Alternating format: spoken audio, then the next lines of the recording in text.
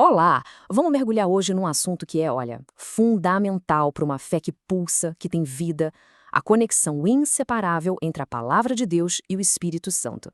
Já parou para pensar por que tentar ter um sem o outro pode ser tão perigoso? É sobre isso que a gente vai conversar. Para começar, uma pergunta bem sincera. Já aconteceu de abrir a Bíblia e a sensação ser de tédio, de dificuldade? Sabe, como se aquelas páginas fossem antigas, empoeiradas e as palavras não tivessem nada a ver com a vida real, com agora? Se isso soa familiar, saiba que essa é uma luta bem comum. E entender a raiz disso é o primeiro passo para uma transformação incrível. Essa frase aqui, ela vai direto na veia. Uma fé que tem todo o conhecimento, sabe, todas as doutrinas certinhas no lugar, mas que não tem vida, se transforma num museu. Tudo é lindo de se ver, organizado, mas é frio, falta o calor de uma experiência real, de um encontro com Deus. Fica muito claro que tem uma peça faltando. Ok, então vamos fundo nisso. Esse problema geralmente aparece em dois extremos, sabe? São dois caminhos que, à primeira vista, parecem totalmente opostos, mas que no fundo levam para um desequilíbrio que é igualmente perigoso. Pensa só na vida espiritual como a nossa respiração. Para ser saudável, a gente precisa de dois pulmões funcionando juntos, em total harmonia. Um desses pulmões é a palavra de Deus, que dá a estrutura, a verdade, o chão firme. O outro é o Espírito Santo, que é o sopro de vida, o poder. Tentar viver só com um deles é simplesmente a receita para o sufocamento espiritual. E aqui a gente vê o contraste de forma bem clara. O que acontece quando o foco é só na palavra, mas sem a vida do Espírito? O resultado é rigidez, uma religião fria que a gente chama de letra morta. E o contrário, buscar só o Espírito, só a experiência, sem o alicerce da palavra. Isso leva ao misticismo, ao engano, ao que a Bíblia descreve como o fogo estranho. Os dois caminhos, no fim, são perigosos. Certo. Então, como é que a gente encontra o equilíbrio? A solução pode ser entendida como uma metáfora muito poderosa, que coloca tudo no seu devido lugar. A metáfora do mapa e do vento. Vamos entender como isso funciona na prática? Primeiro, vamos falar do mapa. A Bíblia, ela é o nosso mapa. Simples assim.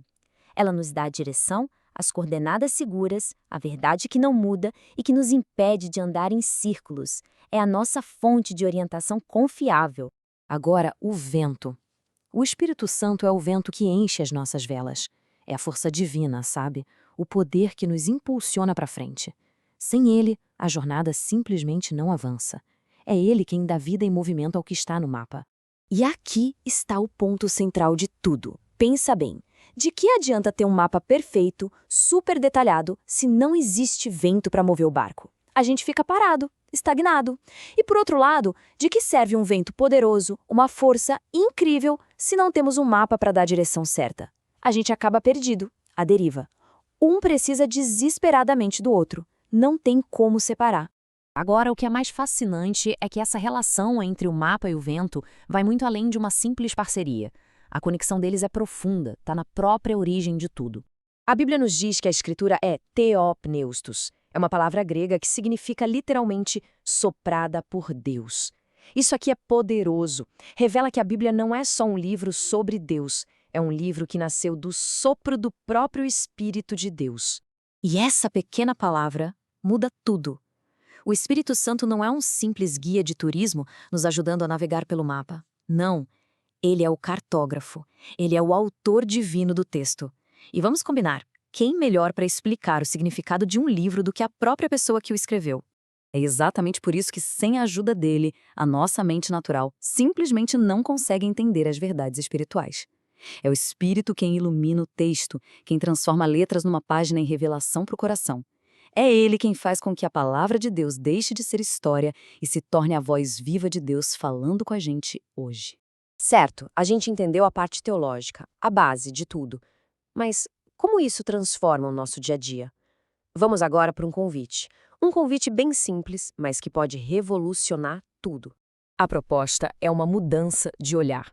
E se a leitura da Bíblia deixasse de ser um monólogo, onde a gente só lê, tenta entender, estuda, e passasse a ser um diálogo, uma conversa de verdade com o próprio autor do livro? O processo é de uma simplicidade que desarma. Basicamente é isso. Primeiro, antes de abrir a palavra, pare. Respire.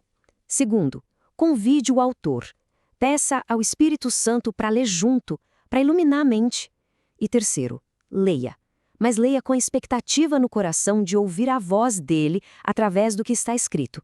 É transformar um ato de leitura num ato de encontro. E a gente termina com esse pensamento.